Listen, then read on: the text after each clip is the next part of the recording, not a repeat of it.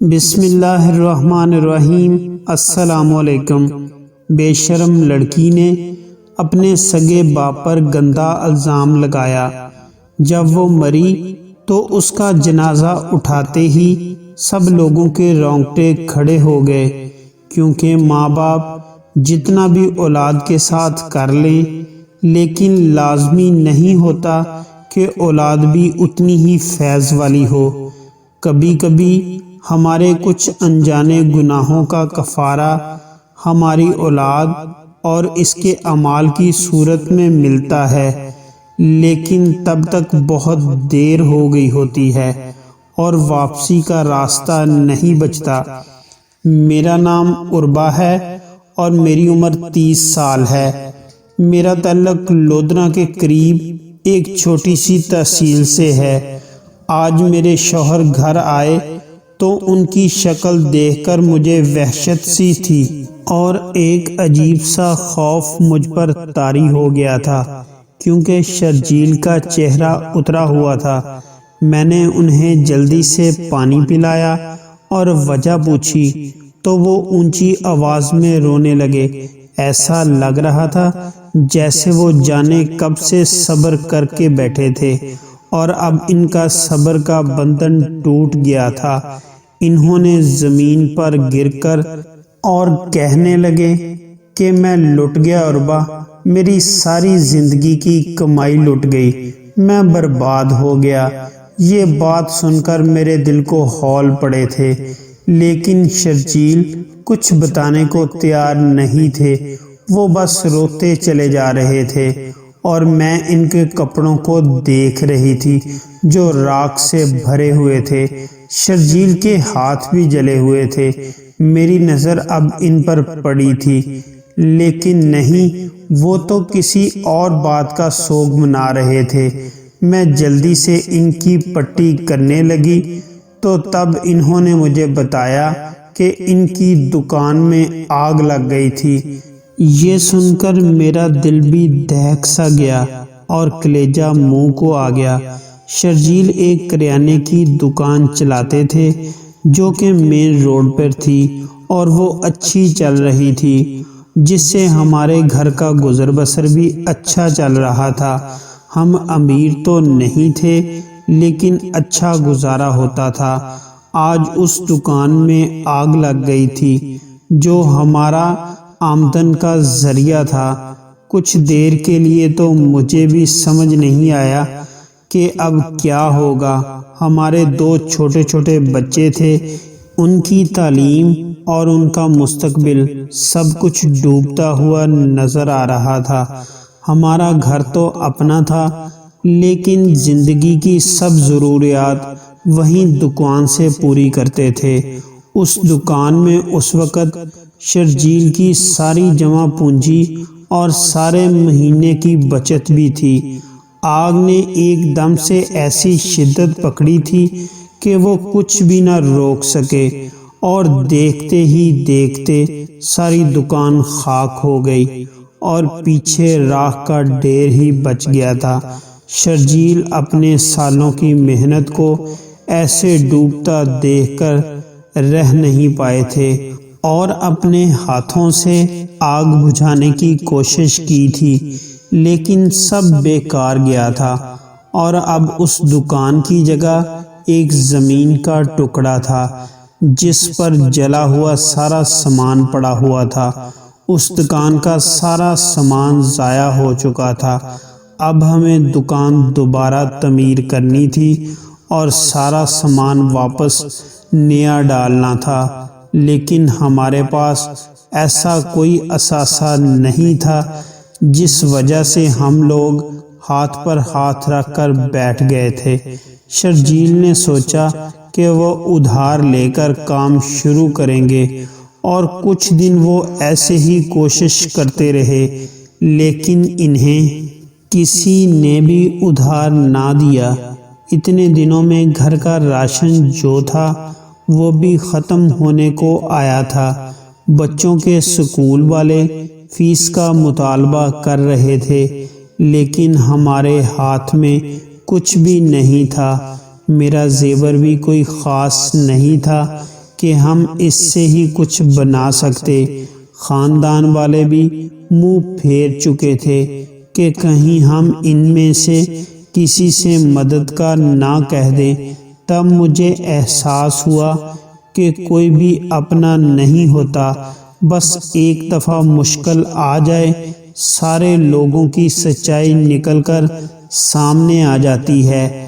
ایسے ہی پریشان دن گزر رہے تھے جب ایک مائی بشیرہ میرے گھر آئی۔ وہ گاؤں کی پرانی خواتین میں سے ایک تھی جنہوں نے ہمارے ماں باپ کے ساتھ بچپن کے دن دیکھے تھے، لیکن اب تک چست اور توانا تھی۔ میری اماں نے ان پر کچھ احسان کیے تھے جس کی وجہ سے وہ میرے ساتھ بہت محبت بھرے انداز میں ملتی تھی۔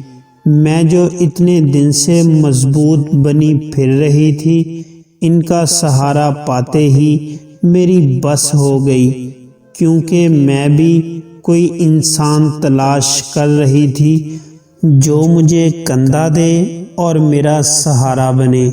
میں نے انہیں گھر کے حالات بتائے اور ان سے مشورہ مانگا، کیونکہ میرے میکے میں کوئی نہیں تھا۔ وہ کچھ دیر تو خاموش بیٹھی رہی، پھر کہا کہ دیکھو بیٹا، تم میری سگی اولاد جیسی ہو، میں تمہیں وہی مشورہ دوں گی جو ایک ماں اپنی بیٹی کو دیتی ہے۔ مجھے ان پر بنا کچھ سنے ہی یقین تھا کہ وہ مجھے نیک مشورہ ہی دیں گی۔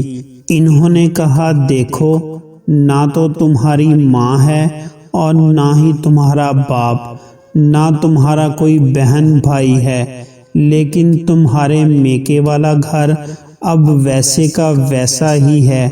ایسے گھر میں سناٹوں کا راج ہے، تو ایسے گھر کا کیا فائدہ، کیوں نہ تم اسے بیچ دو۔ میں یہ بات سن کر کچھ دیر کے لیے پریشان ہو گئی تھی۔ کیا بھلا میں وہ گھر کیسے بیچ سکتی تھی؟ اتنے عرصے بعد کسی کے منہ سے اس گھر کا سن کر میں شدید حیران ہو گئی تھی، کیونکہ وہاں جو حادثات ہوئے تھے ان کے بعد مجھ میں بالکل ہمت نہیں رہی تھی، اور نہ ہی میں کبھی اس گھر میں قدم رکھنا چاہتی تھی۔ میں نے کبھی اس گھر کو اپنے والدین کی نشانی سمجھ کر بھی دہلیز پار کرنے کی کوشش نہیں کی تھی، اور نہ ہی کبھی کسی نے میرے سامنے اس گھر کا ذکر کیا تھا، کیونکہ سب ہی جانتے تھے اس گھر سے کیسے کیسے قصے جڑے تھے۔ میں نے بشیرہ مائی کو اس وقت منع کر دیا کہ میں وہاں نہیں جاؤں گی، میں اس گھر سے کوئی تعلق نہیں رکھنا چاہتی جہاں ایک عبرت کی نشانی سب کے سامنے آئی تھی۔ میرے چہرے پر خوف دیکھ کر بشیرہ مائی نے مجھے گلے سے لگا لیا تھا، کیونکہ میری اندرونی حالت سے اچھی طرح واقف تھی۔ وہ تو چلی گئی، لیکن میں کافی دیر تک خوف سے سہمی رہی، اس حادثے کو یاد کرتی رہی، اور تقریباً 2 دن تک انہی باتوں کو زیر اثر رہی۔ لیکن میں نے تہیہ کر لیا تھا کہ اب میں مزید ان چیزوں کو نہیں سوچوں گی، مگر قسمت ہمیں کبھی بھی وہ نہیں دیتی جو ہم چاہتے ہیں، ہم سوچتے ہیں۔ کچھ ہی دن گزرے تھے کہ گھر میں فاقوں نے گھر کر لیا، اور اسی طرح دن گزرنے لگے۔ اب کسی بھی طرف سے کوئی مدد نہیں آ رہی تھی۔ میرے ذہن میں بار بار وہی گھر آ رہا تھا، اور آخر کار تھک ہار کر میں مجبور ہو گئی، اور میں نے شرجیل سے کہا کہ میں وہ گھر بیچنا چاہتی ہوں۔ یہ بات سن کر شرجیل بھی اتنے ہی حیران ہوئے تھے جتنا میں ہوئی تھی۔ انہوں نے حیرت سے مجھ سے پوچھا کہ آخر میں نے یہ فیصلہ کیسے کیا، لیکن میں انہیں نہیں بتا سکتی تھی کہ میں نے کتنے دن سے اس کشمکش کے دن گزارے ہیں۔ اگر کوئی اور مرد ہوتا تو وہ اس بات پر خوشی سے اچھل پڑتا کہ میں اسے اپنا گھر بیچ کر پیسے دے رہی ہوں، لیکن شرجیل ان مردوں میں سے نہیں تھے۔ ان کی غیرت یہ کسی طرح بھی گوارا نہیں کر رہی تھی کہ وہ میرے میکے کا گھر بیچ دیتے۔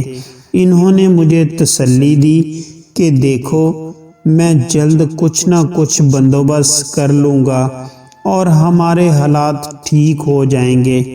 انہوں نے یہ بھی کہا تھا کہ انہوں نے بینک میں قرضے کے لیے درخواست دی ہوئی ہے، جلد ہی سب کچھ ٹھیک ہو جائے گا، لیکن میں قرضے کا بوجھ خود نہیں چاہتی تھی، اور کچھ دنوں سے میں مسلسل جو اذیت میں تھی اب اس سے چھٹکارا چاہتی تھی، کیونکہ اس گھر سے جو کچھ جڑا تھا وہ اب میری تکلیف کا باعث بن رہا تھا۔ اس لیے میں نے شرجیل سے کہا کہ میں اپنے فیصلے پر قائم ہوں اور وہ گھر بیچ کر ہی رہوں گی، کیونکہ میں اس گھر کی اکلوتی مالکن تھی۔ لیکن وہ پھر بھی نہیں مانے کہ بینک سے قرضہ ہی لیں گے۔ تب میں نے انہیں کہا کہ آپ کو قرضہ ہی لینا ہے تو آپ مجھ سے لے لیں، میں اس گھر کی اکلوتی وارثہ ہوں، میں وہ گھر بیچوں گی اور آپ کو قرضہ دے دوں گی، اور آہستہ آہستہ آپ وہ قرضہ قسطوں کی صورت میں مجھے واپس کر دیں جب بھی آپ کے پاس پیسے آئیں۔ میری ضد کے آگے وہ مجبور ہو گئے اور گھر بیچنے کے لیے گاہک تلاش کرنے لگے۔ کوئی بھی اس گاؤں میں اس گھر کو خریدنے کے لیے تیار نہیں تھا، کیونکہ اس گھر میں جو کچھ بھی ہوا تھا سب لوگ اس حادثے سے ڈرتے تھے، اور لوگ تو گھر کے سامنے سے گزرتے بھی نہیں تھے کہ کہیں ان پر وہ عذاب نہ نازل ہو جائے۔ کچھ لوگ تو کہتے تھے کہ اس گھر میں کوئی آتما ہے جو آج بھی یہاں رہتی ہے اور اس کی نحوست اس انسان کو کھا جائے گی جو جہاں رہے گا، لیکن میں جانتی تھی کہ یہ سب سچ نہیں ہے۔ اس لیے میں نے اپنے شوہر سے کہا کہ شہر سے کوئی گاہک تلاش کریں، کیونکہ وہاں کے لوگ شاید ہمارا مکان خریدنے پر راضی ہو جائیں۔ یہ گھر بالکل سڑک کے کنارے پر تھا، اس لیے کوئی بھی اسے اچھے دام میں خریدنے پر راضی ہو جاتا۔ مجھے تو اچھے دام سے بھی غرض نہیں تھی، مجھے صرف اس گھر کو بیچنا تھا۔ بڑا گھر تھا، یہ تو کروڑوں میں بھی سیل ہو جاتا اگر اس گھر میں وہ حادثہ نہ ہوا ہوتا، لیکن اب اس گھر کو کوئی 50 لاکھ میں بھی خرید لیتا تو میں خوشی خوشی اسے بیچ دیتی، کیونکہ ہمیں اتنے ہی پیسے چاہیے تھے۔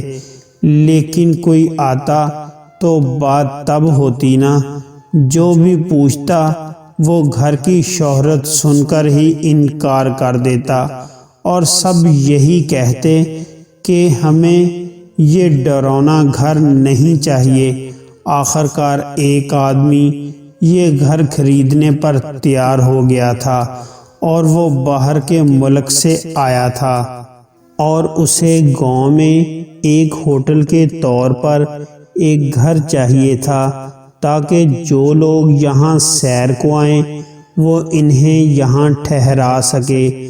وہ آدمی انگریزوں کو پاکستان کے ٹورز کرواتا تھا، اور اس کا کام دیہاتی علاقوں کی سیر کروانا تھا، اسی لیے وہ کئی علاقوں میں ایسے ہی گھر لے رہا تھا۔ کچھ دن میں وہ گھر دیکھنے آ رہا تھا۔ میں خوش تھی کہ اب ان بری یادوں سے میری جان چھوٹ جائے گی۔ جب یہ گھر بیچنے کی بات ہوئی تھی میں تب بھی گھر میں قدم نہیں رکھا تھا، لیکن اب کچھ دنوں میں وہ آدمی اس گھر کو دیکھنے آ رہا تھا اور اس کی صاف ستھرائی کروانی تھی، کیونکہ پچھلے 10 سالوں سے وہ گھر بند پڑا تھا۔ شرجیل نے مجھے جب یہ کہا تو میں کافی دیر سن بیٹھی رہی۔ میں نے کہا کسی رہائشی نوکرانی سے یہ کام کروا لیں، لیکن کوئی بھی یہ کرنے کو تیار نہیں تھا، کیونکہ سب اس گھر کی نحوست سمجھ کر وہاں سے دور بھاگ رہے تھے، اسی لیے مجھے ہی جانا پڑا۔ جیسے ہی میں گھر میں داخل ہوئی تو یادوں کا حملہ میرے ذہن پر ہوا۔ کسی کونے میں کوئی یاد تو کسی کونے میں کوئی، کہیں امی میرے بال بناتی نظر آئی تو کہیں کھانا بناتی، اور کہیں میں اور ارحم کھیلتے اور لڑتے نظر آئے۔ ارحم کا ذہن میں آتے ہی میں تلخ یادوں کے ساتھ ماضی میں چلی گئی۔ ہم لوگ ایک ہنستا بستا خاندان تھے۔ ہم 2 بہنیں تھیں۔ میرے والدین شادی شدہ تھے۔ 12 سال بعد انہوں نے اولاد کی خوشی دیکھی تھی۔ انہیں اولاد کی خوشی نصیب ہوئی تھی، اور شاید یہ بھی ایک وجہ تھی کہ ہم دونوں بہنیں سارا خاندان کی لاڈلی بچیاں تھیں اور بہت چہیتی تھی۔ میرے دادا ہمیں دیکھ کر جیتے تھے، اور پھر میرے والد اپنی والدہ کے وہ بیٹے تھے جنہوں نے اپنی ماں کا ہر حکم مانا تھا۔ میرے دادا نے میرے چاچا کی شادی اپنی بھانجی سے طے کر دی تھی، لیکن میرے چاچا بار بار کہہ چکے تھے کہ وہ شادی نہیں کر سکتے۔ میری دادی نے میرے چاچا کو بہت سمجھایا، لیکن وہ باز ضد تھے۔ انہوں نے ابھی شادی کرنی ہی تھی، مگر دادا نے کہا کہ وہ اپنی یتیم بھانجی سے ظلم نہیں ہونے دیں گے۔ میرے والد ان دنوں قطر میں تھے۔ ان کا وہاں بہت اچھا کاروبار تھا۔ انہی دنوں پتہ چلا کہ میرے چچا کو کاروبار میں بہت نقصان ہوا ہے۔ ان کا سب کچھ لٹ گیا۔ میرے دادا نے میرے والد سے کہا جلد سے جلد پاکستان واپس آؤ، ہمیں تمہاری بہت ضرورت ہے۔ اگر تم نہیں آئے تو میں تمہیں اپنی کمائی نہیں بخشوں گا۔ میرے والد نے کچھ دن بعد جب پاکستان آئے تو ایک اور خبر ان کی منتظر تھی، وہ یہ کہ میرے تایا نے شادی کر لی تھی۔ میرے دادا نے جھوٹ بول کر میرے والد کو پاکستان بلوایا تھا۔ میرے والد سے کہا گیا کہ وہ دادا کی بھانجی سے شادی کر لیں۔ میرے والد مجبور تھے، باپ کی حکم عدولی کا کبھی سوچ بھی نہیں سکتے تھے، اور پھر شادی تو کرنی ہی تھی، کسی سے بھی کر دیتے، کیا فرق پڑتا، کیونکہ انہوں نے اس نظر سے کبھی خاندان کی کسی لڑکی کو دیکھا ہی نہیں تھا۔ یہی سوچ کر میرے والد نے اپنے والد کی بات مان لی اور میرے دادا کی بھانجی یعنی میری والدہ دلہن بن کے اس گھر میں آ گئی۔ میری والدہ ایک پڑھی لکھی اور سلجھے اخلاق کی خاتون تھی۔ میری والدہ نے آتے ہی گھر کی ساری ذمہ داریاں سنبھال لیں، اور یہی بات میری چاچی کو پسند نہ تھی۔ انہیں لگتا تھا کہ میری والدہ انہیں یہ ثابت کروانا چاہتی ہیں کہ گھر ان کا ہے، کیونکہ وہ خاندان سے ہے، اور میرے اس گھر پر کوئی حق نہیں، کیونکہ میں باہر کے خاندان سے ہوں۔ اس لیے مجھ سے پوچھ کر کوئی کام نہیں کیا جاتا۔ اب میری چچی میرے چچا سے بھی یہی کہتی کہ انہیں گھر میں کچھ بھی سمجھا نہیں جاتا، سب کچھ بڑے بھائی اور بھابھی کا ہی ہے، ہم تو دودھ سے بال کی طرح باہر نکال دیے جاتے ہیں۔ میرے چچا ایک کان سے سنتے دوسرے کان سے نکال دیتے۔ وہ کہتے کہ یہ عورتوں کی سیاست ہے، مجھے اس سے دور ہی رکھو۔ میری چچی نے میرے چچا کے ساتھ بھی لڑنا شروع کر دیا کہ تمہاری بھابھی تو تمہارے بڑے بھائی کی منگیتر بھی رہی ہیں بہت سالوں سے، اور تم نے بھی تو بہت کوشش کی تھی کہ ان سے تمہاری شادی ہو جاتی، لیکن وہ تمہارے اس بھائی کی نہیں ہوئی تو اس والے بھائی کی بیوی بن کر آ گئی۔ تم تو شروع سے ہی اس کے فین تھے، اسی وجہ سے تمہیں اب اس سے ہمدردی ہے۔ تمہیں لگتا ہے سارا قصور میرا ہوتا ہے، تم تو اب پچھتا رہے ہو، اور شاید تم اسے دل ہی دل میں بھی پسند کرتے ہو۔ میرے چچا نے میری چچی کو تھپڑ مار دیا تھا اور میری چچی نے سارا گھر سر پر اٹھا لیا اور میری دادی سے روتے ہوئے کہا کہ اس نے ابھی تک میرے شوہر کا پیچھا نہیں چھوڑا، آج بھی اس کی وجہ سے میرے شوہر نے مجھے مارا۔ میری دادی نے میرے چچا کی طرف دیکھا اور بولی کہ اب کرو بات، میں کہتی تھی نا خاندان دیکھ کر شادی کرنا، نسلیں اپنی اصلیت دکھا دیتی ہیں، تم کچرے پر ہی گر گئے تھے اور آج دیکھو اپنے ہی کپڑے گندے کیے کھڑے ہو۔ اگر کسی اچھے خاندان کی ہوتی تو یہ بات کرنے سے پہلے 100 بار سوچتی، اور سمجھدار ہوتی تو یہ بات اپنے کمرے تک ہی رکھتی۔ سمجھدار بیویاں اپنے شوہروں کو سارے خاندان کے سامنے کٹہرے میں کھڑا نہیں کرتی۔ میرے چچا نے شرم سے سر جھکا لیا تھا، لیکن میری چچی نے اس دن سے نفرت دل میں بٹھا لی۔ انہوں نے یہ طعنہ ایسے لگا کہ وہ بھول نہیں سکی۔ اس کے بعد وہ چچا سے کبھی نہیں لڑی، لیکن دادی اور باقی سب گھر والوں سے دور ہی رہتی، اور قسمت کا کرنا ایسا ہوا کہ چچی کی اولاد نہ ہو سکی، جبکہ اماں اور ابا کی گود میں ہم دونوں جڑواں بہنیں آ گئیں۔ کئی سال کا انتظار تھا۔ ہمارے گھر والے بہت خوش تھے جب ہم دونوں بہنیں ہوئیں، تو ہمارے دادا نے اماں کو کہا کہ ایک بیٹی اپنے چھوٹے بھائی کو دے دو، وہ اب تک بے اولاد ہے، اس کی بیوی کے دل میں کئی باتیں آتی ہوں گی۔ اماں نے اس وقت بھی اپنا دل بڑا کیا اور ارحم کو چچی کی گود میں ڈال دیا۔ چچی نے ارحم کی پرورش بالکل اپنی طرح کرتی گئیں، اور ہم دونوں بہنیں بالکل ایک دوسرے کا پرتھو بنتی گئی۔ ارحم ہر کسی کے بارے میں منفی سوچ رکھتی تھی اور کسی کا احساس نہیں کرتی تھی۔ یہ سب باتیں گھر والوں کے سامنے ہی تھیں، لیکن کوئی کچھ نہیں کہتا تھا۔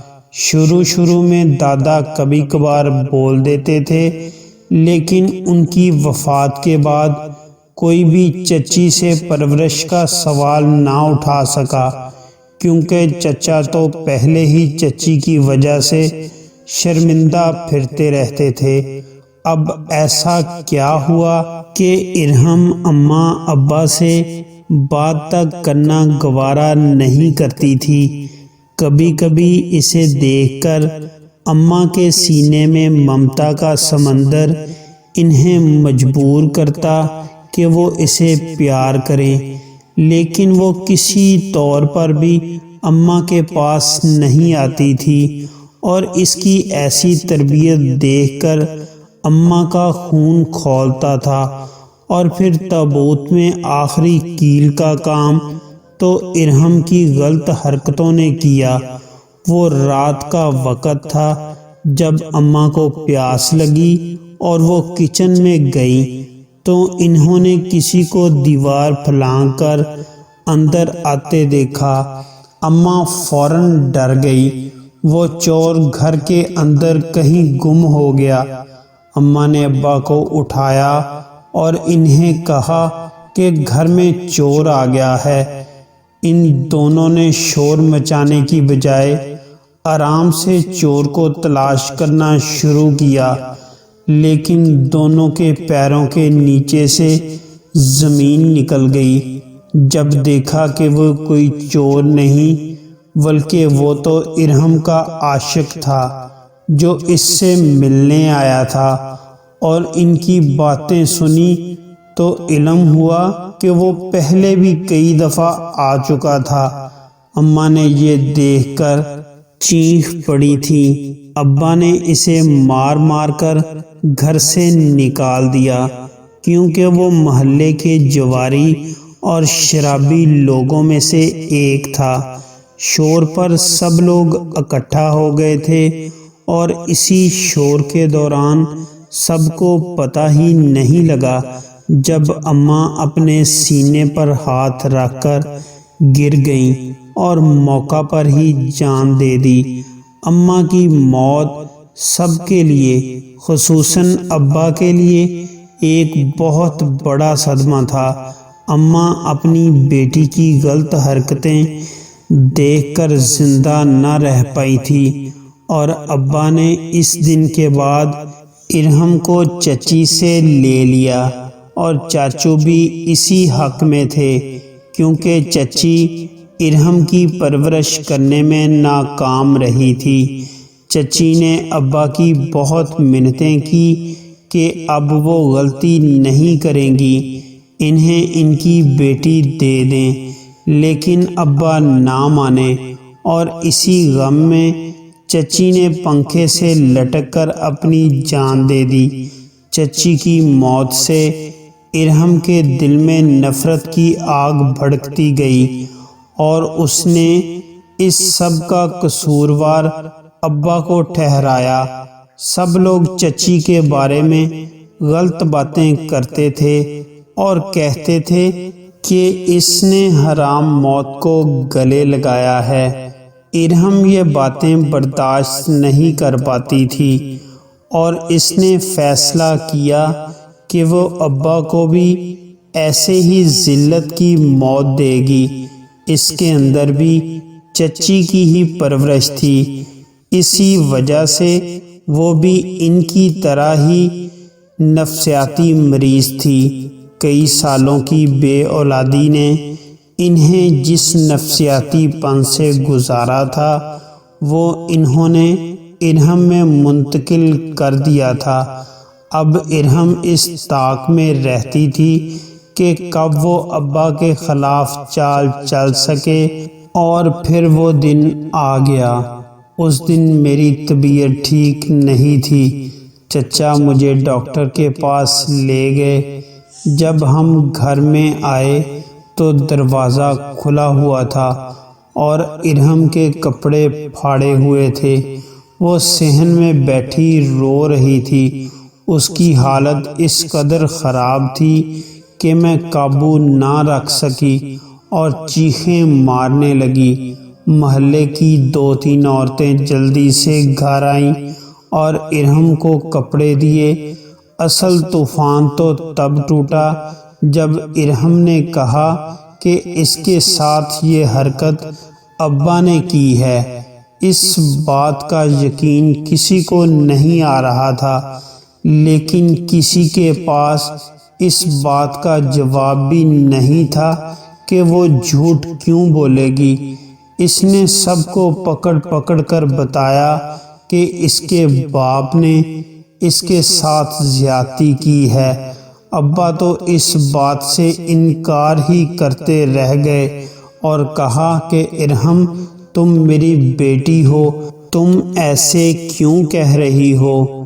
لیکن ارحم اپنی بات سے 1 انچ نہ ہلی اور بددستور یہی کہتی رہی۔ گاؤں والے ابا پر تھو تھو کرنے لگے اور انہیں زانی کہنے لگے۔ یہی غم تھے کہ ابا بستر کو لگ گئے۔ میں نے اور چاچو نے ان کی بہت خدمت کی، لیکن وہ جینے کی جیسے آس ہی چھوڑ چکے تھے، اور پھر 1 سال کے اندر ہمارے گھر سے تیسرا جنازہ اٹھایا گیا۔ اس دن مجھے ایسا لگا جیسے دنیا ختم ہی ہو گئی اور کچھ نہیں بچا۔ ابا کے مرنے کے بعد میں نے ایک دن خود ارحم کو چچی کی تصویر سے باتیں کرتے سنا کہ میں نے آپ کا بدلہ لے لیا ہے۔ جو بدنامی انہوں نے آپ کو دی تھی، آپ کی تربیت پر سوال اٹھائے تھے، وہی سب الزام لے کر وہ خود دنیا سے گئے ہیں۔ میں یہ سب باتیں سن کر مزید ٹوٹ گئی تھی۔ کوئی لڑکی ایسا کیسے کر سکتی ہے؟ ابا کی موت کے 2 ماہ بعد ہی چچا نے میری شادی شرجیل سے کر دی۔ شرجیل ان کے دور کے رشتہ دار تھے اور چچا نے انہیں سب کچھ بتا دیا تھا کہ ہمارے گھر کیا کیا ہوا ہے۔ میں اپنی زندگی میں بہت خوش تھی۔ شادی کے پہلے ہی سال خبر آئی کہ ارحم کو ایڈز تھی۔ جن دنوں ہم ابا کی خدمت میں لگے ہوئے تھے، تب وہ ادھر ادھر منہ مارتی پھر رہی تھی، یعنی غلط کاموں میں لگی ہوئی تھی۔ اس سے پہلے بھی وہ جو چاہتی کرتی تھی۔ میں اس کی خبر لینے گھر گئی تو اسے دیکھ کر، اس کی حالت دیکھ کر مجھے کچھ لمحوں کے لیے اس پر ترس آیا تھا، لیکن دوسرے ہی لمحے مجھے اپنا باپ یاد آیا جو انتہائی بے بسی کی حالت میں مرا تھا۔ ارحم کو کوئی بھی ہاتھ سے کھانا تک کھلانے والا نہیں تھا۔ اس کی غلاظت اور گندگی تک بستر پر پڑی تھی اور اسی حالت میں اس نے جان دے دی۔ کوئی بھی نہیں تھا جو اسے نہلاتا۔ اس کے جنازے میں سے کیڑے نکل رہے تھے جو کہ اس کے جسم پر چڑھ چکے تھے۔ اس کی ایسی موت دیکھ کر سب لوگوں نے توبہ توبہ کی، اور اس دن سب کو یقین ہو گیا تھا کہ اس پر کس چیز کا عذاب نازل ہوا تھا۔ اس کے بعد گھر میں صرف چچا ہی رہتے تھے، جن کی وفات ارحم کی موت کے 1.5 سال بعد ہوئی، اور تب سے وہ گھر ویسے کا ویسا ہی خالی پڑا تھا۔ میں کبھی بھی اس گھر میں نہیں گئی تھی، لیکن آج وہ گھر دیکھ کر سب یادیں تازہ ہو گئی تھی۔ میں نے گھر صاف کیا اور ٹھیک 3 ماہ بعد اس گھر کا سودا ہو گیا اور 1 کروڑ میں وہ گھر بک گیا۔ شرجیل نے ان پیسوں سے ایک سٹور کھولا جو کافی بڑا تھا، اور آج وہ سٹور بہت بڑا اور بہت وسیع ہو چکا ہے، کیونکہ اللہ تعالیٰ نے ہمارے کاروبار میں بہت برکت ڈال دی تھی، اور آج ہمارے حالات بہت اچھے ہو گئے تھے۔